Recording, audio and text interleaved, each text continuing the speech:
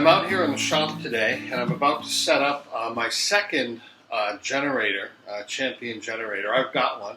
This one's for a relative, and I'm setting it up for her. I'm gonna bring it over our house because we've had a few power failures here in Maine lately. And when you have it, sometimes they're just for an hour, and sometimes they're for 8 days. So this generator is pretty nice.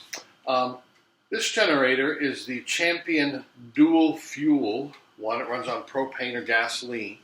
Our goal is to never put gasoline in it to foul up the carburetor. When you run it, you plug a propane tank into it, and when you turn it off, you close the tank, and it runs whatever's left in the carburetor out. So it's basically kind of like when you first turned it on. There's nothing left in there.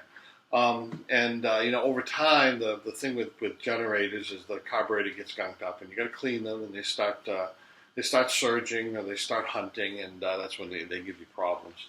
I've got a large regular gasoline generator in the garage that I've always used, and it's run well. The thing about generators is you might use them once a year. If there's a power failure, you might use them twice or 3 times a year. You might go 2 years without using them, so you got to winterize them, and then you keep your fingers crossed that they start, because they haven't been started like in 12 months or more. With this one, we're hoping for something better. One of the reasons I got it too is because we do a lot of camping. We have a small camper, and I can take this thing. It's not portable, but it's not huge either. It's not that heavy. I can lift it up into the truck, bring it with me, and it's 3,400 watts. Which is overkill for camping. And then I bring it home, and I can plug a few things into it. I can get some heat in the house. I can run some of the entertainment centers so the TV runs, or a few lights, charge the refrigerator, that sort of thing, which is all I really care about. We kind of like roughing it a little bit sometimes, so when we get a power failure, just being able to do that is more than enough. You get some heat, you get some food, you get some water. And that's about it. That's all you need. It comes in adventure. So I'm just going to set this up. I've already done this once before, and it's not hard to do. It's a nice little generator, and I'll talk about it as I go along.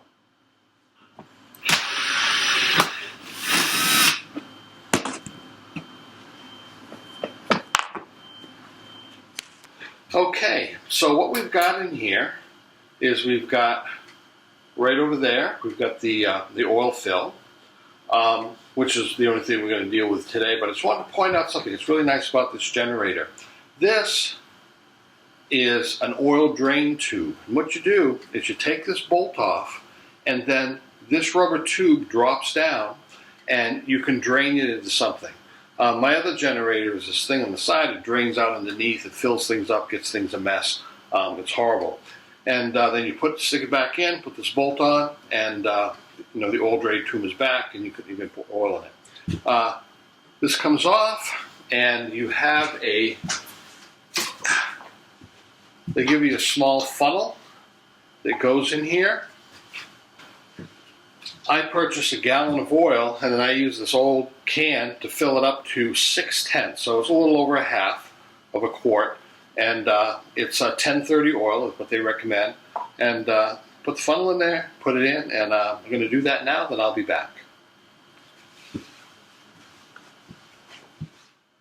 Now, I didn't show putting the oil in and everything because it's a long, tedious, well, it's not a long process, but it's a little tedious process that everybody's seen oil put in.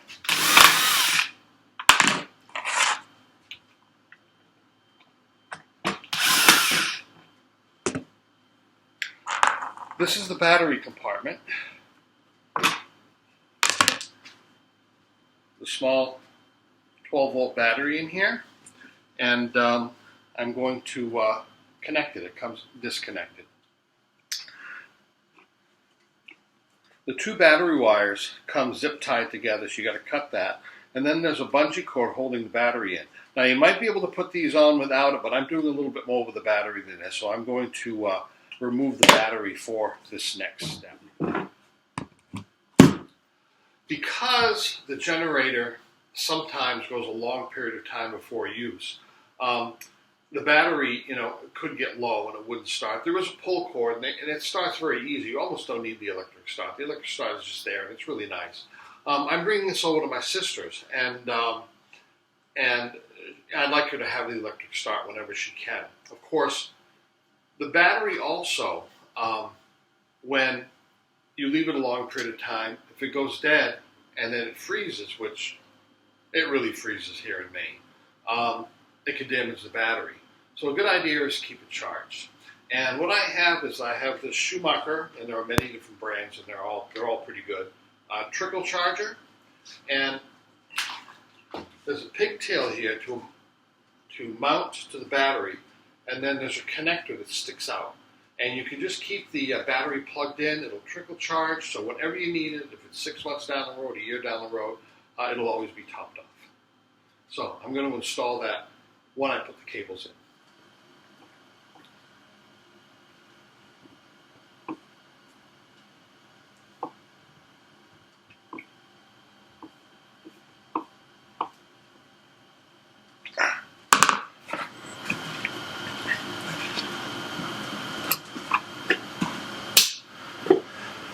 Now, when I put this cover back on, I could have done two things. One, I could have made a little notch in here so this would go on a little bit better.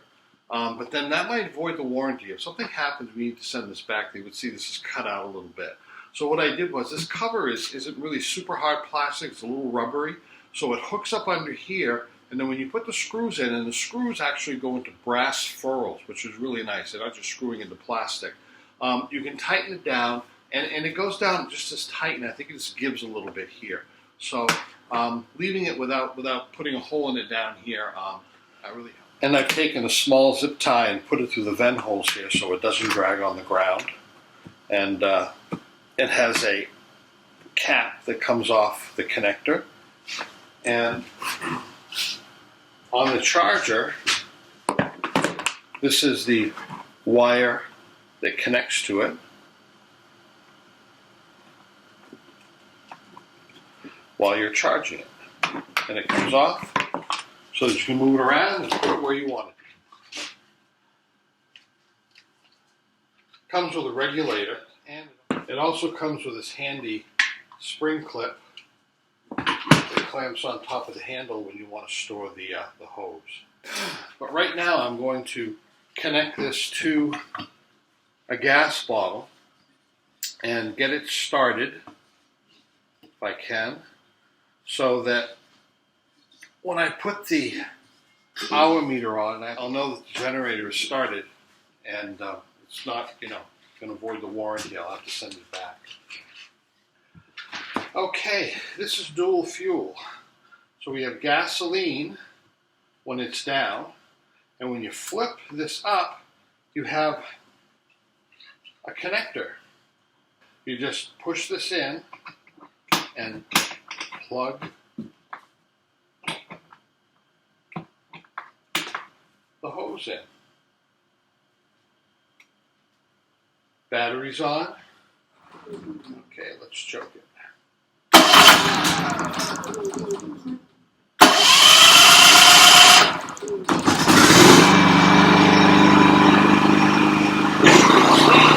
not really loud. This is wide open.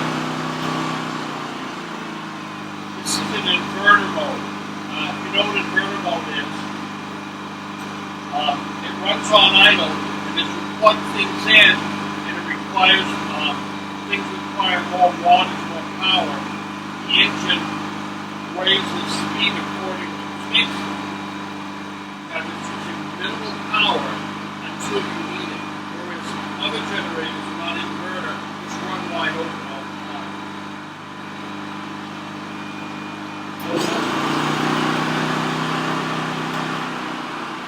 And inverter mode. Turn it off, you just cut the gas.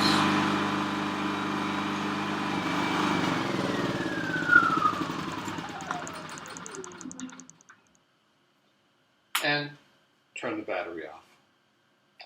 Okay, I'm going to disconnect this by pushing this in, and this pops out.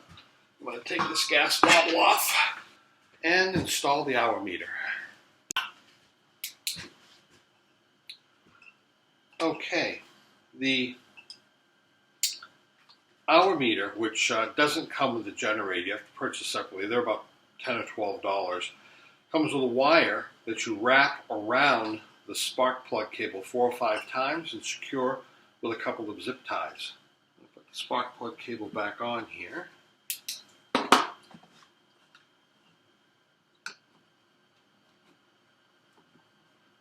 I'm right about there. Put the oil in. There we go. Now, this is the hour meter, which is always on. It's got a built-in battery. It'll last forever, I think. And we're going to mount it right up here. And all you do is slide this wire into this slot in the hour meter. And that picks up the signal and keeps track of how many hours you have to that you can run this. After about 10 hours, you need to change the oil, so it's important to know that. And then supposedly about every 50 hours after that, I would probably change mine sooner. I'd probably just do it once a year, unless I didn't use it at all. So let's mount it. Okay, here I've got the wire run through the slot. I've got a couple pieces of 3M double-sided tape. You can put screws in here. It comes with a couple of screws, but I'd rather not drill into the top. So we're going to do it this way. And we're going to mount it right on the top, right there. And that should stay. Even if it did come loose, the wire would hold it on so we wouldn't lose it. But that should be good right there. And also what I've done is I've run a couple of strips of black electrical tape along the wire so we don't accidentally hook this and pull things out. And if this doesn't work out, we can always drill a little hole through here and run it through. But I think this is good. This is the best solution right now. Now, some of the reasons for getting this thing, besides the fact that it's dual fuel and I can run it, camping or at home. It's kind of, dual purpose. It's not going to run big furnaces and all that stuff, but it's good for our needs as far as when we get a power failure. It's fairly portable. It isn't too heavy. I can hoist it up and put it in the truck. It does have, let me show you this here. It does have a great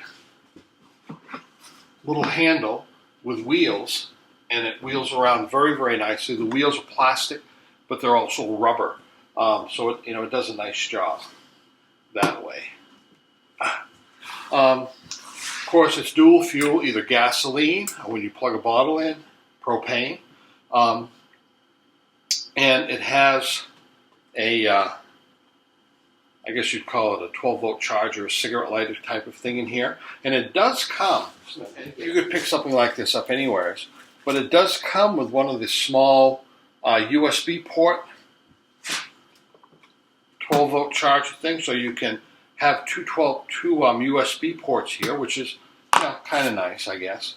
As far as power is concerned, this one is just 110, but it does have a 30 amp block like you would have some campers have, and it has two 20 amp ones here. There's a 30 amp reset circuit breaker and a 20 amp reset circuit breaker. And it does have two plugs here for running in parallel. So if you get two of these, you can connect them in parallel, like some of the generators have this, and run two for twice the power. Here's a little grounding lug here. It has lights, one showing that you're outputting electricity, one if you have an overload. You get a little bit too much plugged in for the thing to handle, and a low oil light. And it does have an automatic off for low oil like most of these generators do. Here's the pull starter if you need it, if you don't want to use the electric start on it.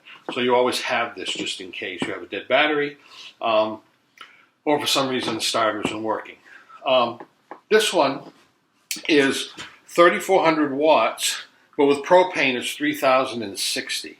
When you use it in inverter mode. So it's less if you use propane, but for us 3,000 is overkill for us getting by in a power failure, or definitely for camping. Gas cap is up here. I don't ever plan to use it. Um, and that is about it. It's a nice little unit. I've had luck with Champion generators. Like I said, I have a bigger one down in the garage. They work really well, and they seem to last quite well.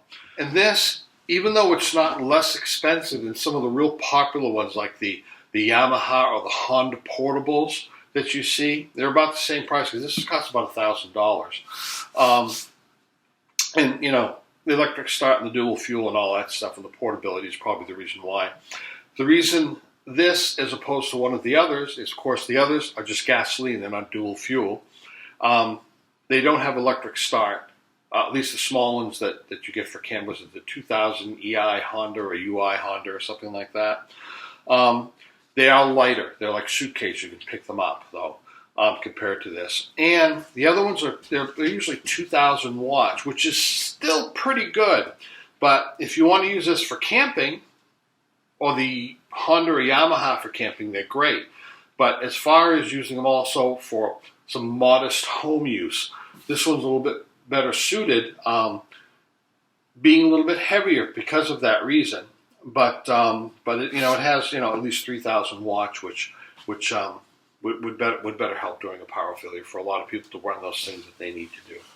So I kind of recommend this. I've been running mine for a few years now, and this is a new one that, like I said, I'm setting up for a relative, and the longevity has been good so far. Particularly the other one I've had for about 10 years, which is a big one, but just gasoline, of course, and not very portable. But it's a nice alternative to some of those really popular brands that they have, and with some different feature sets that you might be looking for if you're just not looking for a camping generator or something.